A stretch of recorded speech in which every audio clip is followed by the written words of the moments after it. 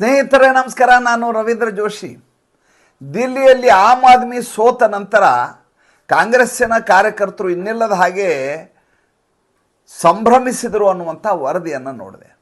ಲಾಡುವನ್ನು ಹಂಚ್ತಾರೆ, ನೃತ್ಯವನ್ನು ಮಾಡ್ತಾರೆ, ಇನ್ನಿಲ್ಲದ ಹಾಗೆ ಸಂಭ್ರಮ ಪಡ್ತಾರೆ.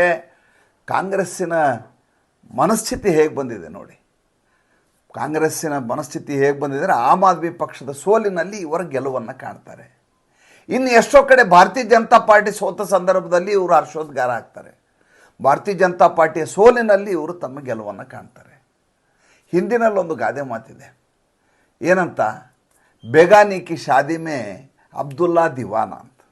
ಏನಂಗಂದರೆ, ಯಾರ್ದೋ ಮನೆ ಮದುವೆಯಲ್ಲಿ ನಮ್ಮದೇ ಮದುವೆ ಅಂತ ಬಾರಾತ್ ಮಧ್ಯೆ ಹೋಗಿ ಡ್ಯಾನ್ಸ್ ಮಾಡ್ತಾ ಓಡಾಡೋದು. ಆ ರೀತಿ ಕಾಂಗ್ರೆಸ್ಸಿನ ಸ್ಥಿತಿಯಾಗಿದೆ. ತಾನು ಗೆಲ್ಲುವ ಹಂತದಲ್ಲಿಲ್ಲ, ಗೆಲ್ಲಲಿಕ್ಕೆ ಸಾಧ್ಯವಿಲ್ಲ. ಬೇರೆಯವರ ಗೆಲುವನ್ನು ತನ್ನ ಗೆಲುವು ಅಂತ ತಿಳ್ತವೆ. ಬೇರೆಯವರು ಸೋತಾಗ ನಾನು ಸೋಲಿಸಿದ್ದೇನೆ ಅಂತ ತಿಳ್ಕೊಂಡು ಭ್ರಮಿಸಿಕೊಂಡು ಜೀವನ ನಡೆಸ್ಕೊಂಡು ಬರ್ತಾರೆ. ಇದಕ್ಕೆ ಅಂಧೇರಿ ನಗರಕ್ಕೆ ಚೌಪಟ್ ರಾಜ ಅಂತ ಕರಿಬೇಕು ಅಲ್ಲಿ ರಾಹುಲ್ ಗಾಂಧಿಗೆ. ಅಂದರೆ ಅಲ್ಲಿ ಈಗ ಸಾಮ್ರಾಜ್ಯವೇ ಇಲ್ಲ. ಆ ಸಾಮ್ರಾಜ್ಯದ ಅಧಿಪತಿ ಯಾರು ಅಂದರೆ 3-4 ಜನ. ನಾನು ಅಂತ ರಾಹುಲ್ ಗಾಂಧಿ ಹೇಳ್ತಾರೆ, ಇಲ್ಲ ಈಗ ನಾನು ಬಂದಿದ್ದೀನಿ ಅಂತ ಪ್ರಿಯಾಂಕಾ ವಾಡ್ರಾ ಹೇಳ್ತಾರೆ. ಇವರಿಬ್ಬರು ನೋಡ್ಕೊಂಡು ಕಣ್ಣು ಪಿಳಿ ಬಿಟ್ಕೊಂಡು ಓಡಾಡ್ತಾ ಇರ್ತಾರೆ ಪ್ರಿಯಾಂಕಾ ವಾಡ್ರಾ. ಇವ್ರಿಗೆ ಇಡೀ ದೇಶದ ಯಾವ ರಾಜ್ಯಗಳು ಉಳಿದಿಲ್ಲ. 2-3 ರಾಜ್ಯಗಳನ್ನು ಬಿಟ್ಟರೆ ಇಡೀ ದೇಶದಲ್ಲಿ ಅಲ್ಲಿ ಇವರ ಅಸ್ತಿತ್ವ ಇದ್ದೇ ಇಲ್ಲ.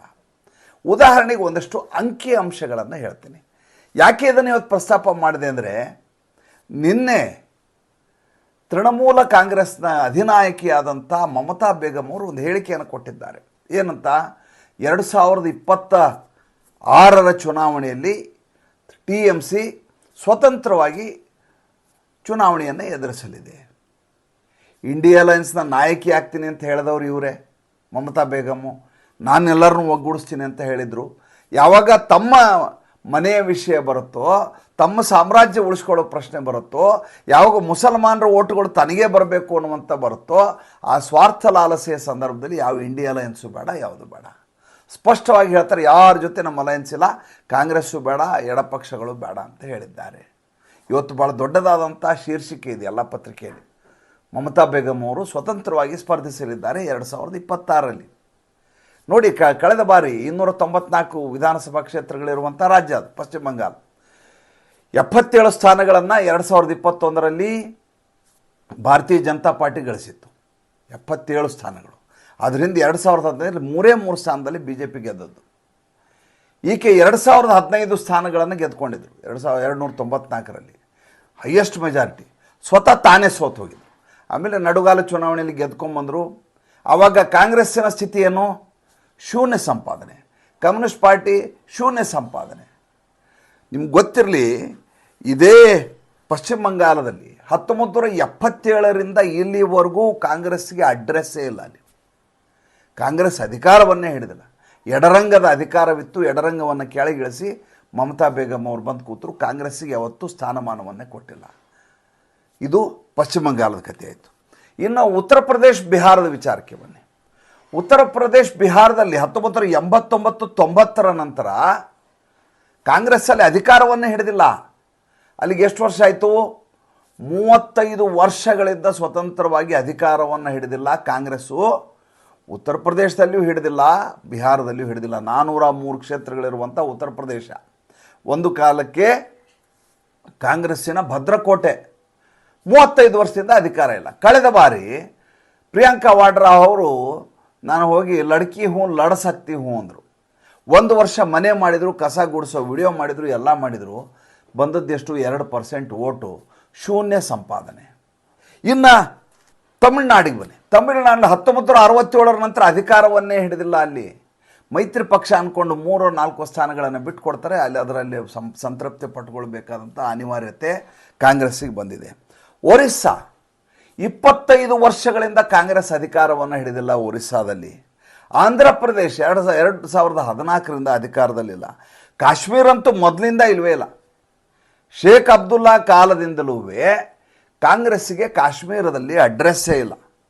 ಮೊದಲು ಶೇಖ್ ಅಬ್ದುಲ್ಲಾ ಬರ್ತಾರೆ, ಅದಾದಮೇಲೆ ಫಾರೂಕ್ ಅಬ್ದುಲ್ಲಾ ಬರ್ತಾರೆ, ಅದಾದಮೇಲೆ ಒಮರ್ ಅಬ್ದುಲ್ಲಾ ಬರ್ತಾರೆ. ಅದು ಬಿಟ್ಟರೆ ಇನ್ನೊಂದು ಮಹಬೂಬಾ ಮುಫ್ತಿ ಪಕ್ಷ ಬರುತ್ತೆ. ಅದು ಬಿಟ್ಟರೆ ಕಾಂಗ್ರೆಸ್ಗೆ ಒಂದು ಅಡ್ರೆಸ್ ಇಲ್ಲ. 1986ರಲ್ಲಿ ಒಂದು ಸಲ ಮಾತ್ರ ಗುಲಾಂ ನಬಿ ಆಜಾದನ್ನು ಕಳಿಸಿ ಒಂದು ಕಾರಣವನ್ನು ಮಾಡ್ತಾರೆ. ಅದು ಬಿಟ್ಟರೆ ಇಡೀ ಕಾಶ್ಮೀರದಲ್ಲಿ ಕಾಂಗ್ರೆಸ್ಸಿನ ಅಡ್ರೆಸ್ ಇಲ್ಲ.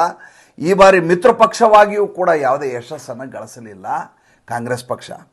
ಗುಜರಾತಿಗೆ ಬನ್ನಿ. ಗುಜರಾತ್ 1995ರಿಂದ ಇಲ್ಲಿವರೆಗೂ 30 ವರ್ಷಗಳಿಂದ ಕಾಂಗ್ರೆಸ್ ಕಾಲಿಡಲಿಕ್ಕೆ ಬಿಟ್ಟಿಲ್ಲ ಭಾರತೀಯ ಜನತಾ ಪಾರ್ಟಿಯಲ್ಲಿ. 89ರಲ್ಲಿ ಜನತಾದಳ, ತದನಂತರ ಭಾರತೀಯ ಜನತಾ ಪಾರ್ಟಿ ಬರುತ್ತೆ. ಮುಂದೆ 2001ರಲ್ಲಿ ನರೇಂದ್ರ ಮೋದಿ ಬರ್ತಾರೆ. ಆದಮೇಲೆ ಯಾವ ರೀತಿಯದಾದಂಥ ಹಿಡಿತವನ್ನು ಇಟ್ಕೊಂಡಿದೆ ಭಾರತೀಯ ಜನತಾ ಪಾರ್ಟಿ ಅಂದರೆ ಬೇರೆಯವರು ಆಲೋಚನೆ ಮಾಡಲಿಕ್ಕೆ ಸಾಧ್ಯ ಇಲ್ಲ. ಕಳೆದ ಬಾರಿ ಆಮ್ ಆದ್ಮಿ ಪಕ್ಷ ಹೇಗಾದರೂ ಮಾಡಿ ಅಲ್ಲಿ ಸರ್ಕಸ್ ಮಾಡಬೇಕು ಅಂತ 1 ವರ್ಷ ಓಡಾಡಿದ್ದಾರೆ ಅರವಿಂದ್ ಕೇಜ್ರಿವಾಲ್. 7 ಸ್ಟಾರ್ ಹೋಟ್ಲಲ್ಲಿ ರೂಮು, ಹವಾಯಿ ಚಪ್ಪಲಿ ಹಾಕ್ಕೊಂಡು ಆಟೋದಲ್ಲಿ ಓಡಾಟ. ಕಾಂಗ್ರೆಸ್ ಸೋಲಿಕ್ಕೆ ಕಾರಣ ಆದರೆ ವಿನಃ ಭಾರತೀಯ ಜನತಾ ಪಾರ್ಟಿಗೆ ಯಾವುದೇ ರೀತಿಯಾದಂಥ ತೊಂದರೆ ಮಾಡಲಿಕ್ಕಾಗಲ್ಲ. ಮಾತಾಡ್ತಾ ಇರೋದು ಕಾಂಗ್ರೆಸ್ ವಿಚಾರ. ಕಾಂಗ್ರೆಸ್ಸು 95ರಿಂದ ಇಲ್ಲಿವರೆಗೂ 30 ವರ್ಷ ಗುಜರಾತ್ನಲ್ಲಿ ಅಧಿಕಾರವನ್ನೇ ಹಿಡಿಲಿಕ್ಕೆ ಸಾಧ್ಯ ಆಗಿಲ್ಲ. ಅದಕ್ಕೆ ಬಂಗಾಳ ಆಯಿತು, ಆಂಧ್ರ ಆಯಿತು, ಕೇರಳ 2016ರಿಂದ ಇಲ್ಲ, ಒರಿಸ್ಸಾ ಇಲ್ಲ. ಅಂದರೆ ಈ ದೇಶದ ಎಲ್ಲಿಯೂ ಕೂಡ ಕಾಂಗ್ರೆಸ್ ಇವತ್ತು ಅಸ್ತಿತ್ವದಲ್ಲಿಲ್ಲ. ಅದಕ್ಕೆ ನಮ್ಮದು ರಾಷ್ಟ್ರೀಯ ಪಕ್ಷ ಅಂತ ಹೇಳ್ಕೊಂಡು ನಮಗಿಂತ ದೊಡ್ಡವ್ರು ಯಾರಿಲ್ಲ, ನಮ್ಮನ್ನು ಬಿಟ್ಟರೆ ಇನ್ನೊಬ್ಬರಿಲ್ಲ ಅಂಥೇಳಿ ರಾಹುಲ್ ಗಾಂಧಿ ಮತ್ತು ಪ್ರಿಯಾಂಕಾ ವಾಡ್ರಾ ದುರಹಂಕಾರದಿಂದ ಓಡಾಡ್ತಾರೆ. ಇಲ್ಲಿಯ ಕಾಂಗ್ರೆಸ್ ನಾಯಕರು ಅವ್ರನ್ನ ಲೀಡರ್ ಅಂತ ತಿಳಿತಾರೆ. ಎಂಥ ವಿಚಿತ್ರ ನೋಡಿ. ನರೇಂದ್ರ ಮೋದಿ ಆದಮೇಲೆ ಗೆಲ್ತೀನಿ ಅನ್ನುವಂಥ ಹಗಲಗನಸನ್ನು ಇವ್ರು ಕಾಣ್ತಾರೆ. ಭಾರತೀಯ ಜನತಾ ಪಾರ್ಟಿ ಅಂತ ಕೇಡರ್ ಬೇಸ್ಡ್ ಪಾರ್ಟಿ ಅಂದರೆ ಅಟಲ್ ಬಿಹಾರಿ ವಾಜಪೇಯಿ ಅಂತ ವ್ಯಕ್ತಿ ಹೋದ್ಮೇಲೆ ಮತ್ತೊಬ್ಬ ಲೀಡರ್ ಬರ್ತಾರೆ. ಅಟಲ್ ಬಿಹಾರಿ ವಾಜಪೇಯಿಗಿಂತ ಪ್ರಖರವಾದ ವ್ಯಕ್ತಿ ಅಂತ ನರೇಂದ್ರ ಮೋದಿನ ಕೂಡಿಸಲಾಗತ್ತೆ. ನರೇಂದ್ರ ಮೋದಿ ಒಂದು ವೇಳೆ ಇಳಿದು ಹೋದರೆ 2029 ಆದಮೇಲೆ 2029 ನರೇಂದ್ರ ಮೋದಿನೇ ಚುನಾವಣೆ ಮಾಡ್ತಾರೆ, ಎಲ್ರಿಗೂ ಗೊತ್ತಿರೋ ವಿಚಾರ. ಮಾಡಿದ್ದೇ ಆದರೆ ಅವಾಗ ಇನ್ನೊಂದು ಅಮಿತ್ ಶಾನೋ ಇನ್ನೊಬ್ಬ ಯೋಗಿ ಆದಿತ್ಯನಾಥ್ ಬಂದು ಇವ್ರನ್ನ ಸೋಲಿಸ್ತಾರೆ. ನರೇಂದ್ರ ಮೋದಿ ಹೋಗಲಿ ಅಂತ ಇವ್ರು ಕಾದ್ರೆ ಎಂದು ಇವರಿಗೆ ಫ್ಯೂಚರೇ ಇಲ್ಲ.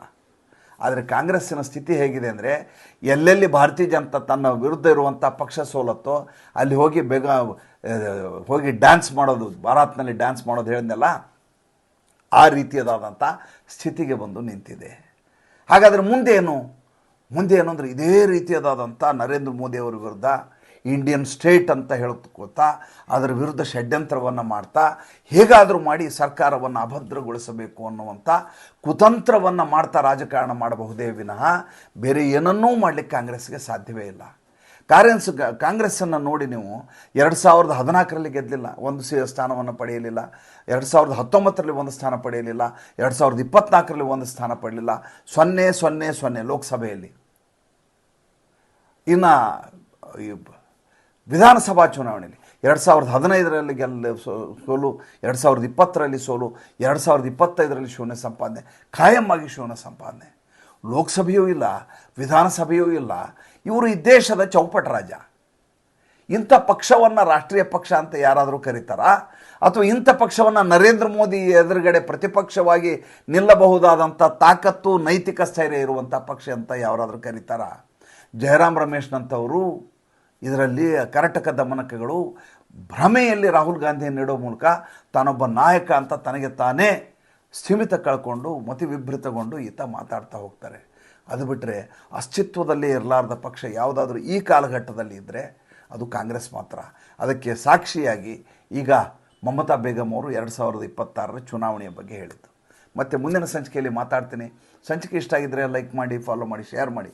ದಯವಿಟ್ಟು ನಮ್ಮ ಮುಕ್ತ ಪತ್ರಿಕೋದ್ಯಮಕ್ಕೆ ಆರ್ಥಿಕವಾಗಿ ಬೆಂಗಾವಲಾಗಿ ನಮಸ್ಕಾರ.